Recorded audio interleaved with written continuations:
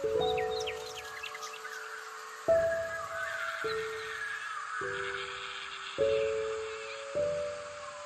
tassa bhagavato arahato sama sambuddhasa. Namo tassa bhagavato arahato sama sambuddhasa. Namo tassa bhagavato arahato sama sambuddhasa. Kalena dhamma sakaca eta manggala mutamanti. Yang termuliakan Buddha, Dhamma dan Sangha, yang berbahagia Bapak Ibu, saudara-saudari semuanya, selamat malam, Namo Buddhaya.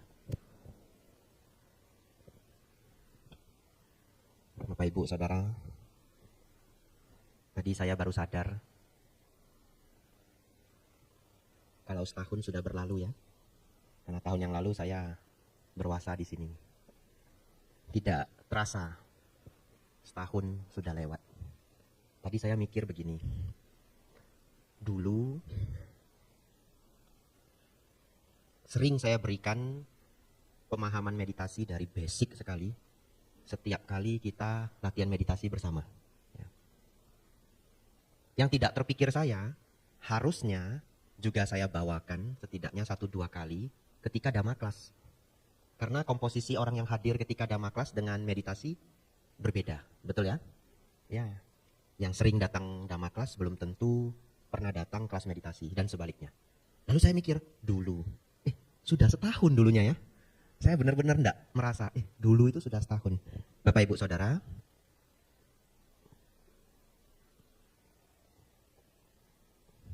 hari ini yang ingin saya bahas adalah coping stress. Mungkin Bapak Ibu belum pernah dengar istilah coping stress. Coping itu bahasa Inggris. Jadi kalau orang barat, mereka kalau di bahasa Indonesia mengatasi stres ya.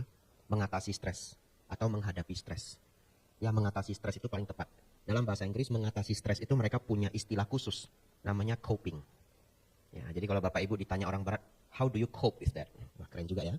How do you cope with that? Jangan bingung. Itu artinya bagaimana Anda menghadapi stres itu. Ya, itu coping ya. Jangan nanti how do you coping it? Nggak usah copy gitu ya. Bapak Ibu Saudara, jamnya rusak ya. Nah, jamnya rusak saya nggak tahu kapan berhenti ya. Nah, Bapak Ibu tanggung sendiri. Selesainya nanti jam 11. Tapi bahan saya tidak panjang ya. Bahan saya tidak panjang. Ada satu istilah lagi selain coping stress, istilah yang bagus sekali, jarang dibicarakan orang, tapi ini sangat dhamma, yaitu anti-fragile. Ya, nulisnya anti-fragile, F-R-A-G-I-L-E. Pronounce-nya yang benar adalah anti-fragile. Kalau Bapak Ibu kadang-kadang dapat kiriman paket, ada loh itu, stiker merah, fragile, ya, bacanya fragile, artinya rapuh, gampang pecah. Ada satu istilah di psikologi adalah anti-fragile. Seorang psikolog, dia mengajarkan teori anti-fragile ini dengan maksud seseorang itu tidak bisa bahagia begitu saja kalau dirinya rapuh. Nah, nanti menjadi PR Bapak Ibu Saudara. Coba lihat, setiap orang yang kita temui itu punya kemampuan bertahan terhadap stres berbeda-beda. Itu unik sekali. Ya. Kalau kita cerita stamina nampak sekali. Ada orang yang jalan 1 kilometer aja sudah tidak sanggup. Ada orang yang kerja 2 jam aja dia sudah kelelahan. Tapi ternyata tidak hanya fisik yang setiap individu berbeda-beda, tapi juga ketahanan terhadap stres. Kalau Bapak Ibu sangat rapuh, sangat fragile, maka Bapak Ibu otomatis gampang menderita. Jadi kalau Bapak Ibu ingin bahagia, yang dicari bukan kebahagiaannya dulu, yang dicari adalah kekuatan untuk bertahan dalam ketidaknyamanan dulu. Kalau Bapak Ibu sudah punya kekuatan bertahan dalam ketidaknyamanan, maka Bapak Ibu akan cenderung lebih stabil. Ketika bahagia, Bapak Ibu bahagia. Ketika menderita, Bapak Ibu tidak terlalu menderita. Itu sebabnya dalam ajaran Dhamma, Sang Buddha mengatakan bahwa semua ajaran para Buddha adalah mengenai dukkha dan lenyapnya dukkha. Kalau kita bahasa modern kan, beliau ingin kita bisa mengatasi penderitaan dulu. Bapak Ibu Saudara, judul saya hari ini adalah coping stress. Kita akan belajar 4 hal. Sebenarnya 3 ya, 1 topik tambahan. Dan Hari ini saya akan menjelaskan basic meditasi. Yang sudah pernah ikut bagus, hari ini refreshing. Yang belum pernah ikut, saya menyarankan Bapak Ibu dengar dengan sepenuh hati. Barangkali satu kali sesi Dhamma kelas ini, Bapak Ibu punya pegangan cara meditasi yang benar seumur hidup. Ya, jadi Bapak Ibu kalau tidak banyak waktu, tidak bisa ikut teman retreat ke Jakarta, retreat ke Bali dan sebagainya. Ada orang retreat sampai luar negeri. Dengarkanlah baik-baik uraian kita malam hari ini. Bapak Ibu bisa gunakan seumur hidup. Ya. Oleh karena itu, hari ini Dhamma kelas saya sesungguhnya cukup serius. Karena topiknya bermanfaat. Bapak Ibu Saudara, baik, kita akan belajar bagaimana coping stres dalam Buddhisme. Bagaimana umat Buddha melawan stres. Unik sekali. Ya, nanti setelah saya cerita Bapak Ibu akan jadi sadar. Yang paling sederhana, kalau Bapak Ibu mengalami penderitaan, yang paling sederhana itu adalah mengatakan karma buruk berbuah, betul? Sering ya mungkin ya, apapun yang terjadi ya, Bapak Ibu naik kendaraan, nabrak batu. Oh, nabrak batu mau salahin siapa coba? Betul ya? Kalau nabrak orang pulang ke rumah masih bisa nyalain orang. Ini nabrak batu, mau disalahin siapa? Kalau nabraknya orang pulang itu kenapa itu motornya, mobilnya kok lecet? Saya ditabrak sama orang gila gitu ya. Masih bisa menuduh orang kenanya batu. Saya ditabrak sama batu gila gitu. Nggak bisa, yang salah diri sendiri. Umat Buddha cenderung punya cara pandang yang paling sederhana adalah, ya sudahlah, karma buruk berbuah. Betul ya? Begitu kita mengatakan, karma buruk berbuah. Stresnya sudah berkurang, 50% mungkin ya, setiap orang berbeda-beda. Dulu ada tokoh agama Buddha yang terkenal, namanya Pak Cornelis Ower. Beliau sering sekali ngajari hal ini. Beliau mengatakan kalau karma buruk berbuah kan harusnya senang ya. Kenapa? Kalau ibarat kita punya karma buruk satu ember, lalu karma buruknya itu terbuang, ya lunas sudah sebagian. Ya karma buruknya berkurang. Itu cara mengajar Pak Cornelis Ower. Bapak Ibu Saudara, hari ini saya ingin mengajak tambahan. Cukup baik berpikir bahwa karma buruk berbuah. Tapi tambahannya adalah, lihatlah hukum kama wipaka dengan lebih aktif. Kalau Bapak Ibu hanya berpikir karma buruk berbuah, tanpa merenungkan kebijaksanaannya, nanti karma buruk berbuah terus. Maksudnya apa? Kama wipaka itu kan artinya hukum sebab akibat. Harusnya kita merenungkan juga kenapa akibat itu bisa terjadi. Betul ya? Karma buruk berbuah. Pertanyaan selanjutnya adalah, karma buruknya kok bisa berbuah? Dulu apa yang saya lakukan? Ya silahkan masuk. Ya silahkan.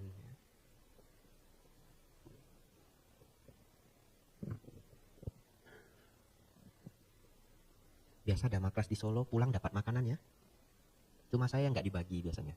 Hari ini makanannya apa? Bubur kacang hijau. Ya, nanti pulang makan bubur kacang hijau ya. Tapi selama Dhamma kelas jangan diingat dulu ya. Silahkan Bu. Ya.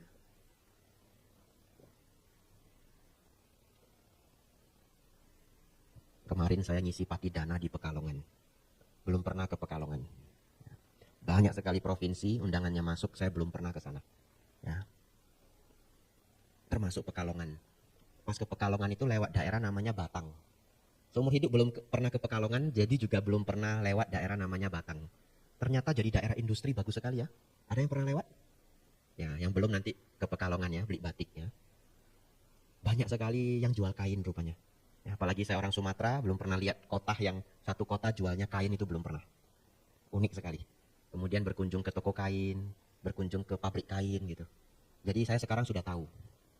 Kalau ada orang Medan mau usaha baju, nanya saya, Bante saya mau dagang baju gimana? Gampang, ikut saya ke wihara di Pekalongan. Sudah ngumpul semua. Ini yang jual bahan, ibu ini yang jual baju, ibu ini yang punya kain. Sudah lengkap semua ngumpul di wihara ya. Jangan-jangan bukan kota Medan saja ya. Kota Solo ada yang mau jual baju enggak? Ikut saya ke Pekalongan ya. Sampai ke pabrik saya. Blessing pabrik. Lihat, kain batik itu berroll. Nah, saya ngisi Patidana unik sekali. Seumur hidup baru kali itu. Kita ngisi Patidana di sini.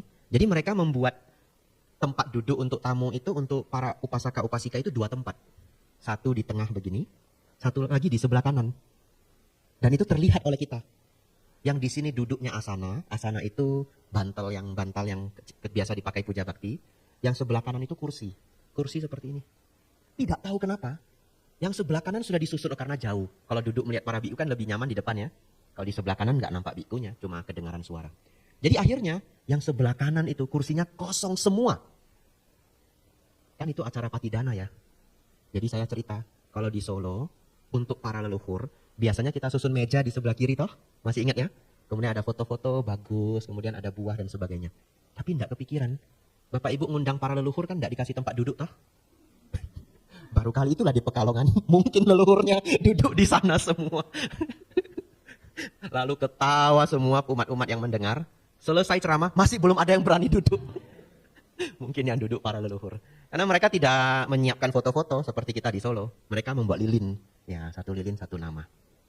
Kemarin juga Patidana di Wonosobo. Wonosobo pakai foto juga. Di print kecil-kecil ya. Sekarang ngeprint itu tidak sulit. Ngeprint pakai kertas aja kecil-kecil. Kalau foto dan juga susunan meja, Solo salah satu yang paling bagus. Saya keliling kemana-mana. Sebagus-bagusnya Solo masih kalah dengan Pekalongan. Leluhurnya diberi kursi ya. Nah, itu. Bapak Ibu Saudara, kita lanjutkan. Saya mengharapkan umat Buddha ketika merenungkan hukum Kama Wipaka, merenungkan secara aktif. Ya, karma buruk saya berbuah. Dilanjutkan, bagaimana agar karma buruk ini tidak berbuah lagi. Begitu ya, jangan stop. Ketika bersedih silahkan, karma buruk saya berbuah. Ah, ya sudahlah, anicca, anicca. Tapi ketika sudah dingin, stres sudah berkurang, direnungkan kembali. Bagaimana agar karma buruk, apa sebab dari karma buruk tersebut. Itu ya, apa sebab dari karma buruk tersebut. Sehingga sebab-sebabnya tidak kita lakukan lagi. Bapak Ibu Saudara, dan kita bisa belajar tidak hanya dari pengalaman hidup diri sendiri. Kita juga bisa belajar dari pengalaman orang lainnya. Ini saya tulis beberapa contoh. Selesai contoh-contoh ini, kita belajar meditasi. Karena hari ini topik kita coping stress, cara menghadapi stres. Bapak Ibu Saudara,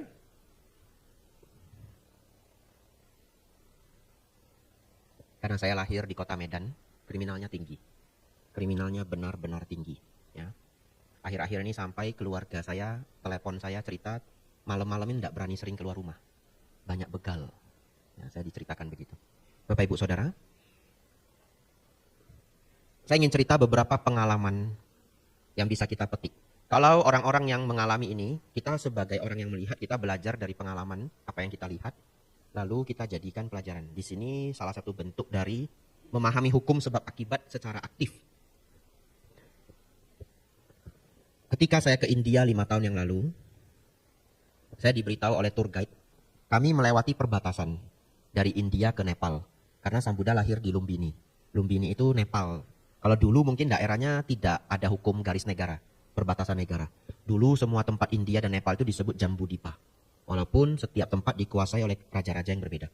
Bapak Ibu Saudara, dari India ke Nepal, kami harus melewati satu jalan, satu daerah yang katanya tidak dimiliki oleh India, juga tidak dimiliki oleh Nepal. Jadi ini adalah satu jalan perbatasan yang tidak dimiliki kedua negara. Tapi anehnya banyak yang jualan. Mungkin bagi orang sana tempat itu aman. Ya. Lalu ketika tour guide ini memberitahu kita, tolong jangan ada satupun yang turun. Biar yang turun cuma tour guide-nya saja, ngurusi imigrasi kita. Karena kita mau nyebrang ke negara lain. Lalu dia cerita, dulu ada satu bus dari Taiwan yang juga sudah diperingatkan, tolong jangan turun. Jangan ada satu orang pun yang turun. 7 orang wanita turun untuk belanja. Padahal sudah diberitahu jangan turun. Bapak Ibu tahu apa yang terjadi? 7-7-nya hilang. Tidak kembali. Sampai mungkin hari ini. Karena saya tidak ngikutin berita sudah lama sekali. Diceritakan oleh tour guide kami. Nah, belajar dari hal itu, nanti Bapak Ibu sebagian ada yang berangkat ke India.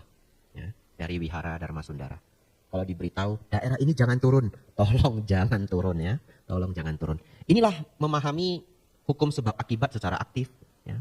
7 orang itu hilang, sebabnya apa? Sebabnya adalah tidak mendengarkan instruksi dengan baik. Diminta jangan turun, kenapa turun? Kita sebegitu mendapatkan instruksi, kita renungkan ya, instruksi itu berguna, kita lakukan. Bapak Ibu Saudara, dulu ketika sebelum menjadi biku, saya punya seorang guru gitar. Tapi guru gitar saya ini ada satu jari dia yang sudah sulit menekan tuts ya, menekan string jaring, itu string dari gitar. Lalu saya tanya, kenapa satu jari itu kesulitan? Ternyata dulu dia pernah main di mall, ya, waktu mungkin umur 28, 29 mungkin, main di mall, lalu tiba-tiba ditodong sama orang. Dia pikir kawan, ya, dia pikir kawan. Jadi begitu ditodong dari belakang, serahin dompetnya, dia pikir kawan. Lalu dia mau nepuk seperti, enggak usah bercanda begitu ya. Begitu mau nepuk seperti diberitahu tidak usah bercanda, ternyata itu penodong beneran. Langsung dia mau ditusuk. Dia tahan dengan tangannya. Ya, tangannya terluka. Ya, yang nodong lalu kabur gitu. Belajar dari cerita ini Bapak Ibu Saudara, kalau Bapak Ibu ke tempat yang asing, ya, kalau terlalu sepi ya hati-hati. Dan kalau tiba-tiba ada yang nodong, jangan berpikir itu teman. Ya. Bapak Ibu Saudara, sekarang kita bisa belajar pengalaman dari cerita-cerita kuno. Ya. Hal ini juga baik. Di Rusia, tahun 1820, ini cerita sederhana saja. Ada pemberontakan Rusia, dan Raja Rusia itu namanya Tsaar, ya, C-Z-A-R. Namanya Tsaar. Lalu uniknya, ada seorang pemberontak yang dihukum gantung. Semua pemberontak yang tertangkap dihukum gantung. Tapi ada satu yang talinya putus. Ketika dia mau digantung itu talinya putus. Tahu tidak? Kan dia pemberontak ya. Jadi dia mau melawan Tsaar. Begitu talinya putus, dia ngomong begini. Bagaimana memimpin kerajaan? Mau gantung orang aja gagal gitu ya. Ya Bapak Ibu ikuti cerita ini. Bagaimana memimpin kerajaan? Mau menggantung orang saja gagal. Bapak Ibu tahu enggak? Orang ini mengalami kerugian yang luar biasa. Karena ternyata di Rusia, kalau orang dihukum gantung dan talinya putus, itu dianggap the act of God, perlakuan Tuhan. Yang artinya Tuhan membatalkan hukum mati dia. Betul ya? Berarti harusnya dia bebas ya? Tapi mulutnya gatal. Dia ngomong, bagaimana mimpin kerajaan? Mau gantung orang aja gagal gitu. Dia digantung sekali lagi. Ya. Ini pengalaman Bapak Ibu, kita belajar dari pengalaman orangnya. Masih bagian dari coping stress. Jadi menggunakan nasihat-nasihat yang kita kumpulkan dari orang lain. Agar kita tidak banyak menderita. Apa hikmah dari cerita orang yang mau digantung orang Tsaar ini? Jangan berbicara terlalu cepat. Ya, saya sendiri juga sering mengalami ini. Jadi ini juga latihan yang harus saya lakukan, bukan hanya Bapak Ibu. Kalau Bapak Ibu ditawari sesuatu, diajak sesuatu, jangan menjawab terlalu cepat. Enggak usah. Gitu. Nanti setelah lewat, padahal saya perlu ya. Tapi sudah jawab enggak usah gimana coba? Betul ya? Yang Anda menjawab terlalu cepat. Jadi Bapak Ibu Saudara,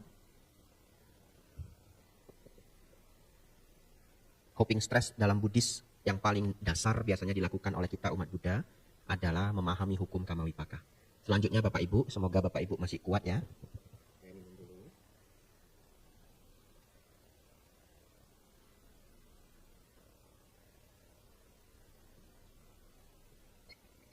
Ini jam berapa sekarang? 7.35. Baik Bapak Ibu Saudara. Saya ingin mengajak Bapak Ibu untuk bermeditasi bersama.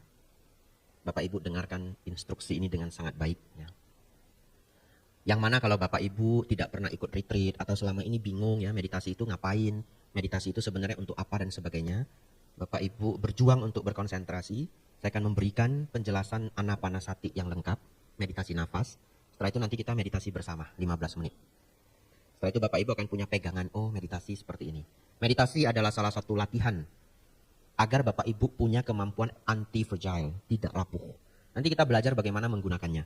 Tapi latihannya harus dilakukan harian. Bapak Ibu Saudara, saya ingin mengajak semua yang hadir, konsentrasi. Dalam batin kita, ada dua hal. Saya selalu memulai dari ini. Jadi kalau yang sering ikut kelas meditasi, mungkin sudah dengar lebih dari 3 kali. Ya. Tapi baik, semakin banyak dengar, semakin menghafal. Bapak Ibu Saudara, dalam batin kita ada dua hal. Yang pertama, saya sebut suara hati. Bapak Ibu pernah ngobrol dengan diri sendiri, pernah? Pernah ya? Lalu batin kita ini seperti ada speakernya. Ya, seperti ada suaranya. Ada orang yang berpikir, dia harus berpikir sambil ngomong dengan diri sendiri. Sampai-sampai kalau kelupaan dia jadi ngomong sendiri, betul? Ya, jadi ngomong sendiri. Nah, Bapak Ibu Saudara, kita ngobrol dengan diri kita sendiri. Saya sebut ini suara hati. Suara hati ini tidak bisa kita kontrol sepenuhnya. Yang kedua adalah gambaran pikiran. Gambaran pikiran adalah apa gambar yang muncul dalam pikiran kita. Gambaran pikiran ini juga tidak bisa 100% kita kontrol. Keduanya ini, suara hati dan gambar pikiran ini mengalir seperti halnya air sungai. Mengalir tidak berhenti. Bapak Ibu Saudara, ketika Bapak Ibu marah, umumnya yang mengompori Anda adalah diri Anda sendiri. Ya. Kenapa? Kita harus mempelajari suara hati ini dan gambar pikiran ini. Karena kita sedang belajar agar batin kita meningkat. batin kita menjadi lebih unggul. Pertanyaan saya, kalau Bapak Ibu batinnya ribut, bisakah dianggap orang yang batinnya ribut itu batinnya berkualitas? Tidak. Bahkan mau tidur aja sulit, betul? Ya, Bapak Ibu pernah punya masalah, kemudian mau tidur tidak bisa tidur. Ini batin ribut terus. Lalu apa yang Bapak Ibu lakukan? Gimana ya batin ini supaya jangan ribut ya? Atau istilahnya mungkin berbeda. Gimana ini biar pikiran saya tenang, betul? Tapi dia tidak mau tenang, dia ribut terus, ribut terus, ribut terus. Ya. Oleh karena itu Bapak Ibu, pikiran yang ribut itu menyebabkan kita stres. Oleh karena itu latihan ini adalah untuk menenangkan pikiran yang ribut. Kalau pikiran saya tidak ribut, Bante, maka Bapak Ibu akan masuk ke ketenangan yang lebih tinggi. Ngerti maksudnya ya? Kalau Bapak Ibu sedang ribut, kita bawa menjadi normal. Kalau pikiran saya normal, Bante, latihan ini akan membuat pikiran Anda menjadi lebih tenang. Baik sekali. Bapak Ibu Saudara, gambar pikiran juga tidak bisa kita atur 100%. Coba Bapak Ibu yang hadir di sini, tolong jangan merenungkan ada hadir Pak Jokowi di sini, ya, di tengah ini. Jangan dibayangkan ya, beliau menggunakan jas yang rapi sekali. Mungkin beberapa dari Bapak Ibu langsung sudah muncul gambaran sosok Pak Jokowi, betul ya? Secara otomatis. Padahal tadi instruksinya jangan dibayangkan, tidak bisa. Muncul sendiri. Kalau Bapak Ibu sedang patah hati, sedang membenci seseorang, sampai-sampai tidak bisa tidur, ya, diganggu oleh bayangan pikiran itu, maka ketika Bapak Ibu meminta diri sendiri agar tidak lagi terbayang orang tersebut, tidak bisa. Otomatis muncul sendiri. Ya. Kalau pada anak kecil ini paling terasa. Setelah nonton film horor, ya, setiap nutup mata sudah langsung ada wajah kuntilanaknya. Setiap tutup mata sudah kebayang pocong. Waktu saya kecil begitu. Jadi mau tidur itu bingung, mau buka mata atau tutup mata. Tutup mata nampak makhluknya. Buka mata nggak bisa tidur gitu ya, sengsara. Akhirnya bagaimana? Pakai selimut, tutup satu badan. Ya, jadi selimut itu nutupin semua badan saya. Saya berpikir kalau hantunya datang dia nggak nampak saya. Ya, waktu saya kecil. Ya, tapi setelah itu saya putuskan untuk tidak lagi nonton film horor. Sejak SMP saya tidak lagi nonton film horor sampai hari ini. Efeknya apa? Saya tidak takut hantu sedikit pun. Bener enggak Bante? Bener. Setiap hari saya ke gedung kosong. Apa gedung kosong Bante? Wihara. Wihara itu cuma ramai pas Bapak Ibu datang. Betul ya? Acara selesai, kosong. Kalau di sini karyawan masih ramai, 3 orang, 4 orang. Masih lumayan. Beberapa wihara tidak ada karyawannya. Wihara-wihara di desa itu yang jaga itu warga. Jadi kalau sudah di atas jam 6 warga pulang semua. Bante kami balik ya. Kan enggak mungkin. Jangan Pak, jangan. Nginap di sini aja enggak mungkin. Bante kami balik ya. Iya Pak. Bante sendiri enggak apa-apa ya. Enggak apa-apa. Padahal sebenarnya ada apa-apa gitu ya. Bante sendiri enggak apa-apa. Jangan Pak, nginap sini aja. Enggak mungkin toh. Lalu wihara di desa itu sering sekali. Sebelahnya kuburan. Karena itu tanah paling murah. Nah itulah teman saya kalau sudah malam ya. Nah beruntung saya tidak pernah mau nonton film horor lagi. Kalau tidak lagi nonton film horor jadi tidak takut hantu. Karena bagi saya kalau hantu nonton film horor, hantu pun takut. Bapak Ibu Saudara, selanjutnya kita kembali berkonsentrasi. Ini berguna untuk Bapak Ibu seumur hidup. Bapak Ibu Saudara, kita akan belajar menenangkan 2 hal ini. Batin yang ribut, ngomong tidak berhenti. Dan juga pikiran yang terus membayangkan gambaran-gambaran pikiran. Bukan hampir, tapi tidak pernah berhenti. Kedua ini tidak pernah berhenti. Mengalir terus seperti air sungai. Kadang-kadang positif, kadang-kadang negatif. Dan ketika negatif itulah membuat Bapak Ibu cemas, membuat Bapak Ibu stres, membuat Bapak Ibu takut. Ya. Kalau saya sedang mengajar seperti ini mungkin tidak terbayang. Tapi ketika Bapak Ibu sangat menderita secara batiniah, itu baru terbayang. Ngerti maksudnya ya? Ya, misalkan ketika Bapak Ibu itu menghadapi masalah besar sekali, ya Bapak Ibu akan ribut di sini menderita stres dalam waktu yang lama. Ya, apakah mungkin Bapak Ibu ada keributan dalam keluarga, ada kehilangan, menghadapi bencana, ada perjanjian bisnis yang dibatalkan, masalah pajak, masalah barang hilang. Wah, mumet sekali. Di situ Bapak Ibu baru bisa merasakan apa yang saat ini saya sampaikan. Tapi kalau saya hanya mengatakan batin ribut sambil lewat saja. Ngerti maksudnya ya? Jadi saya ingin Bapak Ibu sedikit mengingat kembali masa sulit Bapak Ibu, agar Bapak Ibu tahu apa yang akan kita pelajari malam hari ini berharga. Karena saat ini Bapak Ibu tidak sedang stres. Jadi Bapak Ibu bisa lupa seberapa berharganya apa yang akan kita pelajari. Bapak Ibu Saudara, cara paling baik yang diajarkan oleh Sang Buddha menenangkan kegusaran batin ini adalah dengan anapanasati. Ana artinya nafas masuk, pana artinya nafas keluar. Satik artinya perhatian. Ya, memperhatikan nafas masuk dan memperhatikan nafas keluar. Nanti kita akan praktekkan bersama sambil duduk di kursi. Dan nanti pulang di rumah, Bapak Ibu bisa praktekkan sambil duduk di kursi, tidak apa-apa.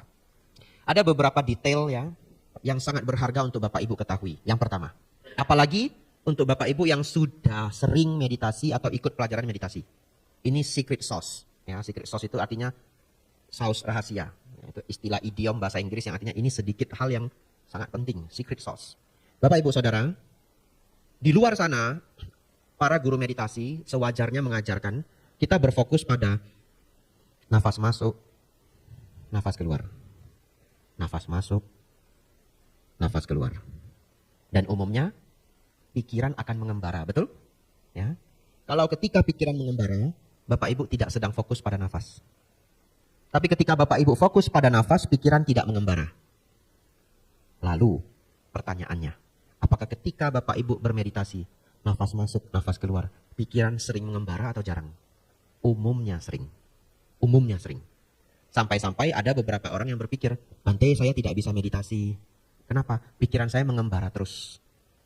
Hari ini saya beritahu Bapak Ibu, semua pemula pikirannya mengembara. Semua pemula pikirannya mengembara. Jadi kalau Bapak Ibu ingin agar pikiran tidak mengembara lagi, itu namanya pencapaian jana kedua. Kan tidak mungkin Bapak Ibu baru latihan 2 bulan, Bapak Ibu terus berpikir, Bante, pikiran saya kenapa tidak pernah tenang? Itu sama dengan pertanyaannya adalah, Bante, kenapa saya belum capai jana kedua? Betul ya? Karena pikiran yang tidak lagi mengembara sama sekali adalah pencapaian jana kedua. Kalau Bapak Ibu tidak paham maksud itu, biar aja, tidak perlu dihafal. Bapak Ibu Saudara, yang paling penting adalah yang akan saya sampaikan setelah ini. Ketika Bapak Ibu memperhatikan nafas masuk, nafas keluar, Bapak Ibu cukup mengetahui nafas masuk, mengetahui nafas keluar. Iya, itu adalah kuncinya. Mengetahui nafas masuk, mengetahui nafas keluar. Dan itu yang disampaikan Sang Buddha di dalam sutta. Saya ulangi, ini saking sederhananya, seakan-akan tidak penting. Mengetahui nafas masuk, mengetahui nafas keluar. Bapak Ibu Saudara, kalau Bapak Ibu mengamati nafas masuk, nafas keluar, nanti silakan dipraktekkan. Bisa enggak muncul suara-suara batin? Besok hari apa ya? Besok makan apa ya? Ini sudah jam berapa ya? Beberapa orang masih muncul suara-suara itu di batin kita. Padahal kita sedang mengamati nafas. Ngerti maksudnya? Itu yang dalam bahasa konvensional, bahasa biasanya disebut pikiran mengembara. Tapi hari ini Bapak Ibu saya beritahu bahwa pemula itu pikirannya pasti selalu mengembara. Jadi bagaimana? Caranya adalah biar saja walaupun ada suara batin yang terjadi di dalam background. Biar saja. Selama Bapak Ibu masih mengetahui nafas masuk, mengetahui nafas keluar, maka meditasi masih berjalan. Ya. Mengetahui nafas masuk, mengetahui nafas keluar. Ada suara batin yang muncul, dibiarkan saja. Selama Bapak Ibu tahu nafas masuk, tahu nafas keluar, tugas Bapak Ibu sudah berjalan. Muncul bayangan-bayangan, terpikir balai kota, terpikir Borobudur, terpikir siapa saja, biar saja. Selama Bapak Ibu masih mengetahui nafas masuk, mengetahui nafas keluar, maka yang Bapak Ibu lakukan sudah baik. Pelan-pelan, yang mengganggu itu akan redup sendiri. Bapak Ibu Saudara, itu yang disebut anapanasati. Sebelum kita mulai meditasi, kalau Bapak Ibu nanti malam sulit tidur, ya, Bapak Ibu lakukanlah juga nafas masuk, nafas keluar. Bisa tidur Bante? Bisa. Buktinya Bante, ini sekarang sudah banyak yang mau tidur nih. Betul ya? Tidak apa-apa.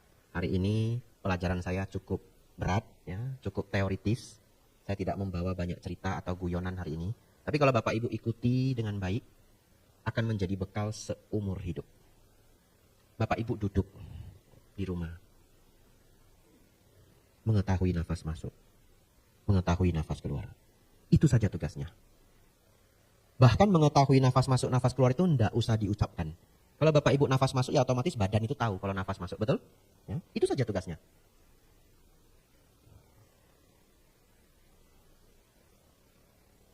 Bapak Ibu latih setiap hari. Setelah 1-2 bulan, Bapak Ibu akan merasakan ketenangan yang luar biasa. Ya, bahkan kita coba malam hari ini bersama, 15 menit saja, lebih kurang karena saya tidak bawa jam. Ya. Lebih kurang saja, sampai nanti saya mengatakan meditasi selesai. Semoga Bapak Ibu kuat ya. Hari ini hari apa? Kamis ya. Ya saya tahu Bapak Ibu capek karena dari pagi sudah bekerja. Tapi mari kita latihan bersama. Mengetahui nafas masuk. Mengetahui nafas keluar. Bapak Ibu Saudara, nafasnya seperti apapun tidak apa-apa. Nafas panjang silakan, nafas pendek silakan. Yang penting jangan sesak nafas saja. Ya. Nafas itu tidak kita atur, nafas itu dibiarkan saja alamiah. Kalau Bapak Ibu atur namanya yoga. Ya, yoga juga teknik yang baik tapi bukan topik kita hari ini. Ya, yoga adalah salah satu latihan untuk pernapasan dan kesehatan. Tapi hari ini kita latihan menenangkan pikiran yang gusar. Ya. Bapak Ibu Saudara, instruksi yang baru saya sampaikan ini bahkan adalah instruksi yang persis sama yang diajarkan Sang Buddha untuk seseorang mencapai tingkat jana. Artinya instruksi ini sudah sangat baik. Kita tidak berpikir sampai pencapaian jana. Tetapi kalau Bapak Ibu melakukan dengan baik, batin akan menjadi sangat damai. Kalau Bapak Ibu mencapai jana ya selamat ya, nanti lapor ke saya.